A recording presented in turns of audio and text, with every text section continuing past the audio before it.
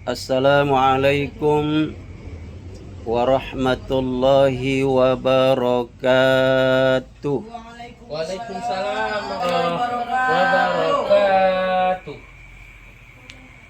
Alhamdulillah wa syukrulillah wassalatu wassalamu ala rasulillah wa ala alihi wa sahbihi wa mawala. La haula wa la quwata illa billah, amma ba'du. Syukur alhamdulillah kita panjatkan kehadirat Allah Subhanahu wa taala.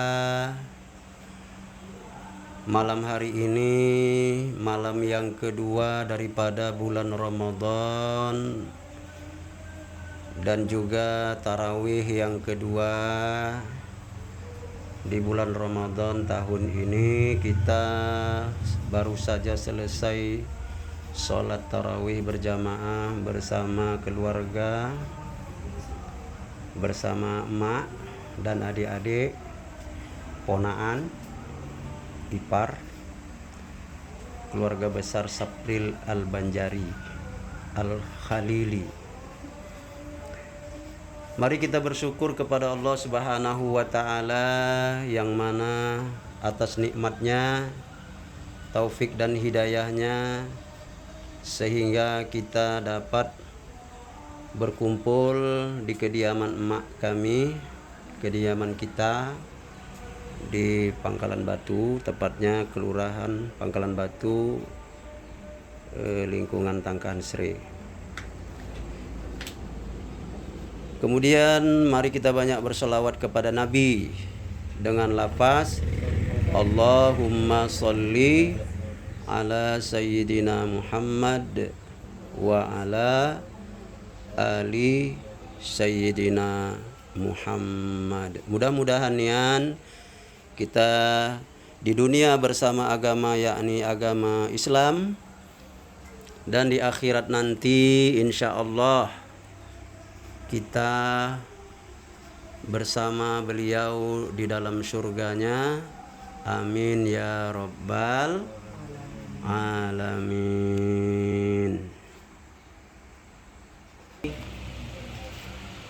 Mengawali kultum kita pada malam ini, kita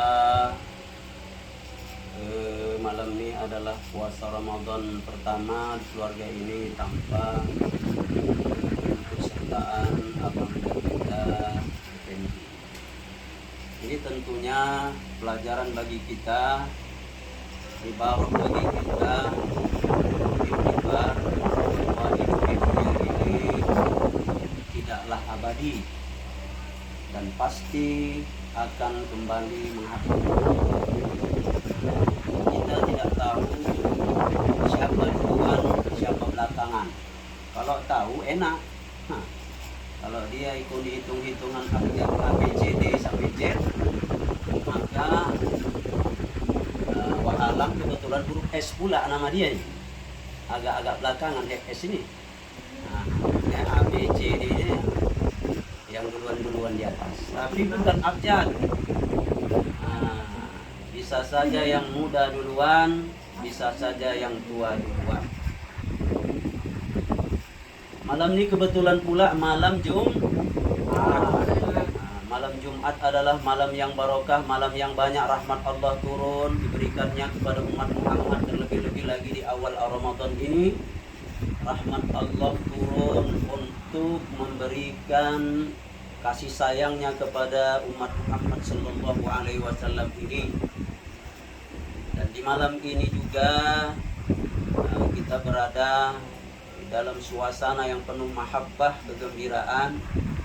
Orang yang beriman itu punya dua kegembiraan. Yang pertama, orang puasa punya dua kegembiraan. Yang pertama, kegembiraan kita puasa itu adalah gembira tatkala berbuka. Jadi yang kedua, gembira kita tatkala kita bertemu dengan Allah Subhanahu wa taala nanti di hari akhirat. Memang tadi menjelang berbuka gembira kali kita. Semua makanan yang berada di hadapan kita tuh rasanya enak, semua. Begitulah memang kegembiraan, terutama kalangan anak-anak ya. Mie-nya enak, kuenya enak, esnya, sirupnya, semuanya, kolak, lontong, segala macam, semuanya enak. Tapi begitu datang waktu berbuka, Allahumma laka syukru wa bika amantu wa ala rizqika aftartu bi rahmatika ya arhamar rahimin. Diminum seteguk dua teguk air, sepotong dua potong kue, maka hilang semua nafsu yang bergebu-gebu mau memakan makanan yang terhidang tadi, dan rasa perut pun tadi sudah kenyang, haus pun sudah hilang. Oleh sebab itu puasa ini bukan memperturutkan hawa nafsu, melainkan mengendalikan hawa nafsu. Memang manusia itu memang punya nafsu. Kalau dia tak punya nafsu, bukan manusia lagi namanya. Malaikat lah sudah yang tak ada nafsunya. Tapi memperturutkan hawa nafsu juga bukan manusia, binatang lah namanya. Binatang tak bisa ada dikendalikannya nafsunya, tak ada di rem-remnya, tak ada dibatasi. Tapi kalau manusia, dia punya nafsu, tapi nafsunya itu dikendalikan oleh iman dan akal sehatnya. Allah Subhanahu wa ta'ala sangat sayang kepada hambanya. Wa kana Allahu bikum rahima, dan adalah Allah itu kepada kamu sangatlah penyayang. Alhamdulillah, Andung masih masih sehat. Sehat, Mak? Alhamdulillah. Masih bisa puasa, masih sanggup sholat tarawih dan witir berjamaah. Nggak duduk, berdiri. Padahal kita bilang, emak walaupun umpamanya lemah, nggak bisa berdiri lama, boleh duduk. Kata emak, sanggupnya aku berdiri. Artinya ini adalah suatu kesyukuran, walaupun sudah sepuh, lanjut usia, Allah masih beri kesehatan dan kekuatan untuk bisa tegak beribadah kepada Allah Subhanahu wa ta'ala. Kemudian daripada itu juga perlu kita antisipasi bahwa puasa ini punya tantangan. Bukan enak-enak saja ini. Jadi kalau ada orang bilangnya, macam mana pengalaman kau puasa Ramadan? Wih, yang enaknya kurasa puasa itu, bohong dia. Macam mana rasa kau puasa bulan Ramadan ini? Wih, enak kali rasa puasa, nggak ada laparnya, nggak ada hausnya, nggak ada masalah. Nah, ini dipertanyakan, dia macam mana puasanya dia? Yang namanya puasa itu pasti ada tantangannya, pasti ada kadang-kadang pahit getirnya, sulitnya. Yang kesemuanya itu merupakan ujian, cobaan dari Allah Subhanahu wa ta'ala untuk menguji keimanan kita, sejauh mana kita bisa mengendalikan diri kita.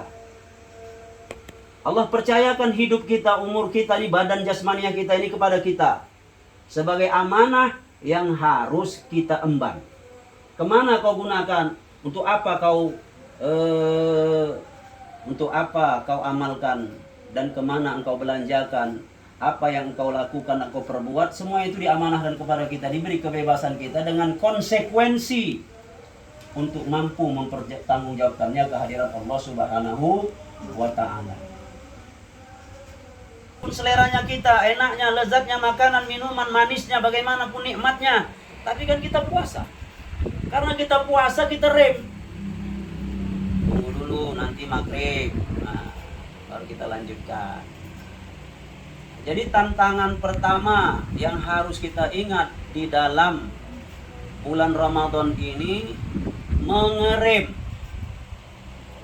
selera yang menggebu-gebu untuk menumpuk makanan. Memang banyak sekali itu tersedia, jualan segala macam, takjil segala macam. Itu kalau kita jojori itu dari satu pintu ke pintu, kios ke kios, tak muat tas kita itu, mau dibeli itu dikendalikan. Harus kita ukur perut kita ini seberapa banyaknya, seberapa muatannya. Paling-paling muatan perut kita ini sepiring nasi, 2 gelas air, beberapa potong kue, itu sudah full. Dan Allah Subhanahu wa ta'ala tahu betul ya daya tahan kita dan kemampuan kita dalam menjalankan segala aktivitas kita, dan Allah tidak membebani dengan hal yang berat-berat, melainkan hal yang ringan-ringan. puasa ini bisa jadi berat kalau salah di dalam melaksanakan amalannya. Tapi bisa mudah dan bisa dilaksanakan dengan penuh keimanan dan mengharap ridha Allah Subhanahu wa taala kalau tahu cara melaksanakannya.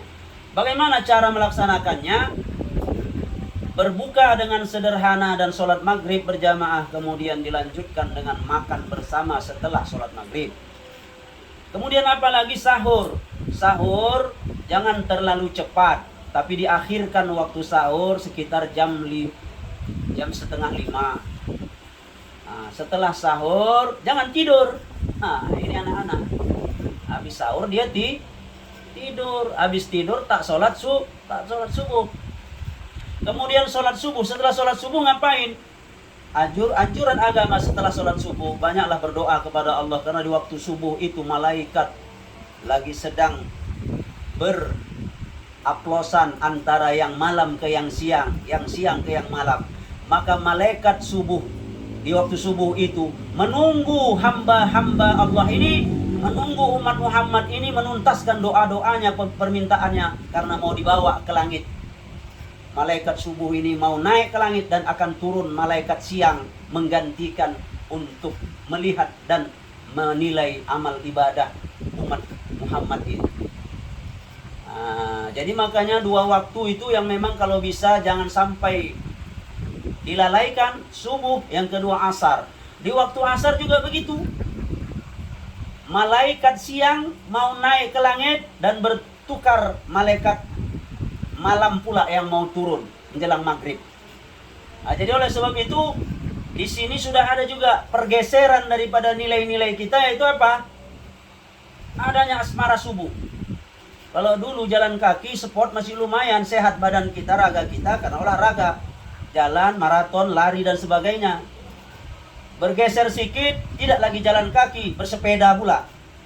Berdayung masih sehat juga karena ada gerakan kaki mendayung, gerakan setang menyetir, dan ada juga nilai olahraganya. Belakangan udah nggak ada lagi laku sepeda. Asmara subuhnya dengan konvoy sepeda motor berbonceng-bonceng, beramai-ramai, run. Ini adalah pemandangan yang tidak sehat dalam tradisi kita sebagai umat Muhammad. Nggak sehat. Tapi itu sudah mulai kelihatan terjadi merebak di mana-mana, terutama di perkotaan. Ini perlu untuk adik-adik remaja, anak-anak kami untuk tidak ikut-ikutan ya berkompoi-kompoi kereta di waktu subuh, apalagi menggunakan knalpot yang keras sehingga mengganggu ketertiban daripada jamaah yang sedang bertadarus di musola ataupun di masjid. Belum lagi asap kendaraan itu akan menjadikan polusi udara yang kurang sehat dihirup oleh orang yang lewat. Iyalah kalau jumlah keretanya 10 biji, kalau 100 udah berapa itu gas knalpot yang dikeluarkan dari kendaraan tadi yang membuat racun bagi si pengguna jalan. Menghirupnya itu sudah datang penyakit. Baru lagi kita sholat subuh udah datang penyakit dengan menghirup gas knalpot kendaraan yang beratus-ratus banyaknya. Oleh sebab itu mari kita kendalikan diri kita. Yang kedua, semangat Ramadan ini harus diisi dengan banyak beribadah. Salah satu ibadahnya adalah membaca Al-Quran. Bacalah Al-Quran itu 1 juz satu hari, 30 hari Ramadan dapat 30 juz. Alhamdulillah. Pahala di bulan Ramadan ini adalah sangat berlipat ganda. Amal ibadah kita itu yang sunnah dihitung seperti ibadah wajib. Yang wajib pahalanya dilipat gandakan sampai 700 kali lipat. Bukan 70, 700 kali lipat. Oleh karena itu baca Al-Quran. Karena Ramadan ini juga disebut Syahrul Quran. Syahrul Ramadan allazi unzila fihil Quran. Tadi Bilal kita sudah bacakannya. Bulan Ramadan ini adalah bulan diturunkannya permulaan Al-Quran. Hudan linnasi wa bayyinatin minal huda wal furqan. Al-Quran itu petunjuk bagi manusia dan pembeda antara yang baik dan yang buruk. Itulah Al-Quran. Itu kita tadaruskan. Boleh juga tadarusnya dalam halakoh-halakoh kecil, 2-3 orang bertadarus. Boleh juga dalam halakoh yang lebih besar, 10 orang, 15 orang berlingkar baca Quran.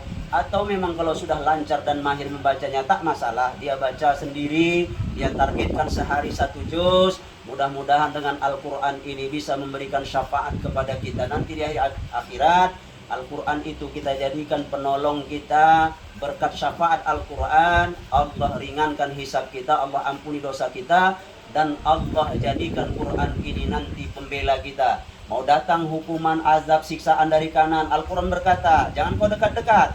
Ini adalah sahabat aku, didinding oleh Al-Quran. Mau datang malaikat mau menyiksa dari sebelah kiri, didinding oleh Al-Quran. Jangan kau dekat-dekat, ini sahabat aku, kata Al-Quran. Mau disiksa dari belakang, mau dipukul, dicambuk, Al-Quran dari belakang dia mendinding dia, dari depan mendinding dia, sekitar dia Al-Quran menjaga dia. Dengan berbentuk al-gojo yang mau mengusir malaikat Jabaniyah, malaikat Munkar Nakir, malaikat yang akan mengazab orang yang dalam kubur disebabkan dia ini ahlul Quran, yang gemar membaca Quran, mengamalkan Quran. Al-Quran itu menolong dia. Nah, itu pentingnya membaca Quran. Jangan malas baca Quran. Dan yang terakhir, marilah kita rajut silaturahim, ya. Silaturahim ini penting. Penting silaturahim ini dalam rangka mempererat persaudaraan. Silaturahim ini yang pertama, manfaat silaturahim dimurahkan Allah rezeki. Betul apa tidak? Betul. Murah rezeki, nggak ada ceritanya orang bangkrut gara-gara silaturahim, nggak ada. Malah bertambah lagi. Awak datang mobil awak kosong, tak ada bawa kelapa, tak ada bawa labu, tak ada bawa beras. Pulang, ini bawa Pak Ustadz, ini ada sikit, ini satu.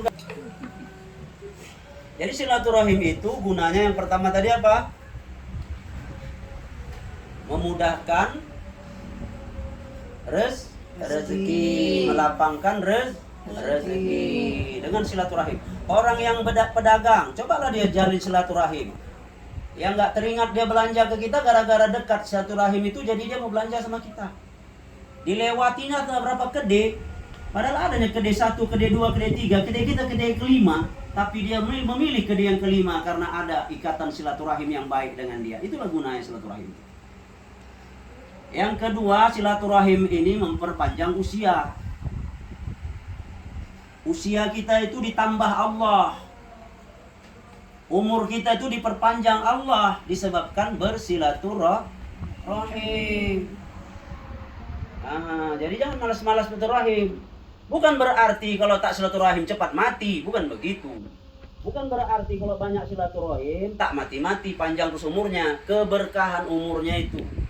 Keberkahan mungkin misalnya umur kita itu sudah tertera di Lauhul Mahfuz sana 60. Ya tetap 60 memang. Cuman keberkahan umur itu tadi ya diberi Allah sehingga walaupun umurnya tak begitu lama, tak begitu panjang, tapi manfaatnya bagi saudara-saudaranya itu banyak. Itulah namanya dipanjangkan Allah umurnya. Walaupun dah tak ada dia disebut-sebut orang namanya, diingat orang dia jasanya, ditiru orang kebaikannya, diteruskan orang dakwahnya, sambung menyambung terus. Kayak Imam Syafi'i itulah. Cuma 60 tahun ya umurnya. Tapi kayak beratus tahun umurnya Imam Syafi'i itu. Kenapa? Allah berkahi ilmu daripada umur beliau itu.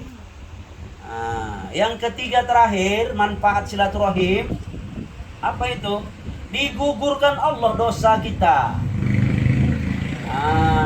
Bersalaman kita dengan saudara kita, Allah gugurkan dosa di antara keduanya sebelum tangan dia berjabatan itu dilepaskannya.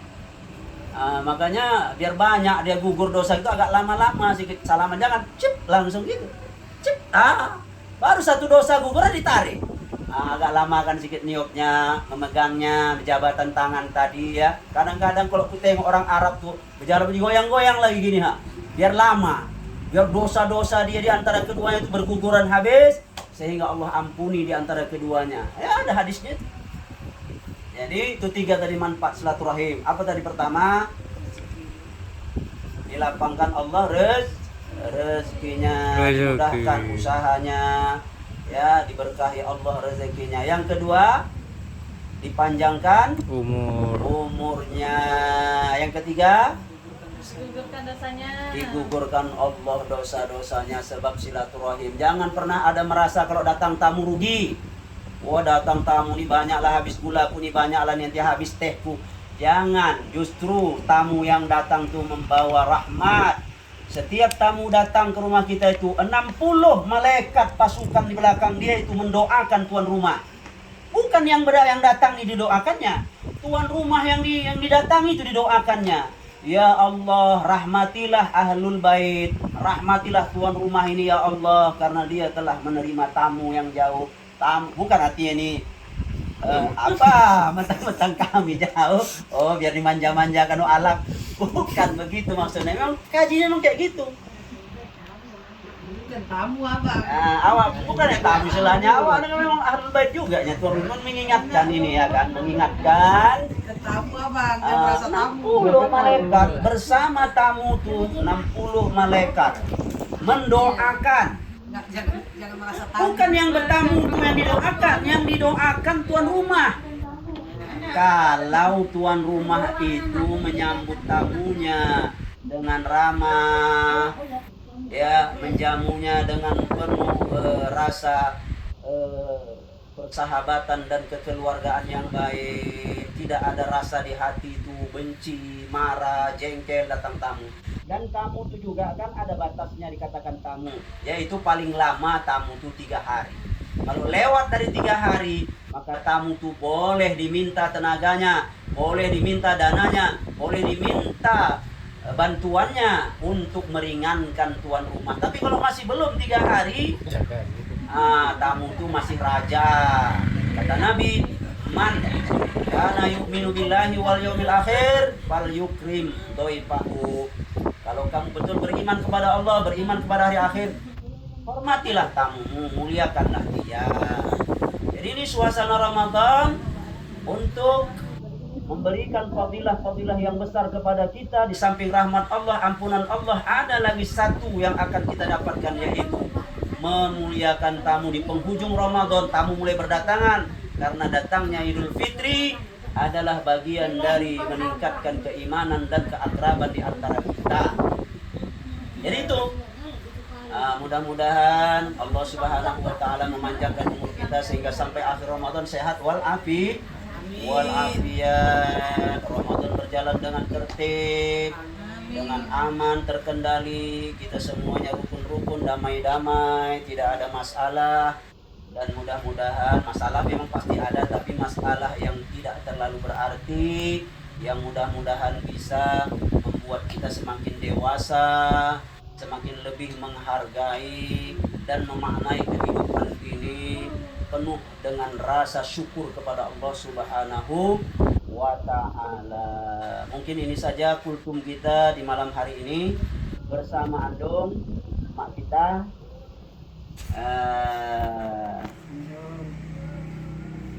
Udah apa lanjut mak kultumnya? Cukup mak? Cukup kita dulu ya mak ya. Aisyah mana Aisyah? Piring Ya itu Ayu. Dia tadi udah dicatat tanda tangan tadi itu apa dia jurnal Ramadannya. Umi Fatimah. Mana Umi Fatimah? Tuh, tengok kemana uminya.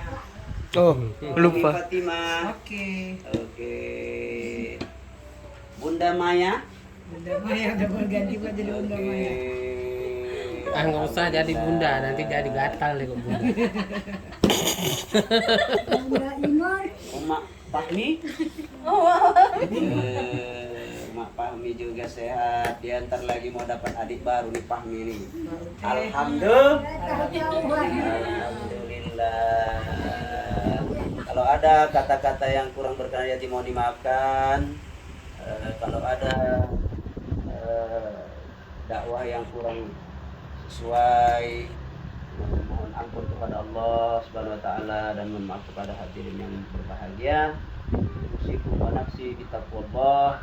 Wassalamualaikum warahmatullahi wabarakatuh. Waalaikumsalam warahmatullahi wabarakatuh.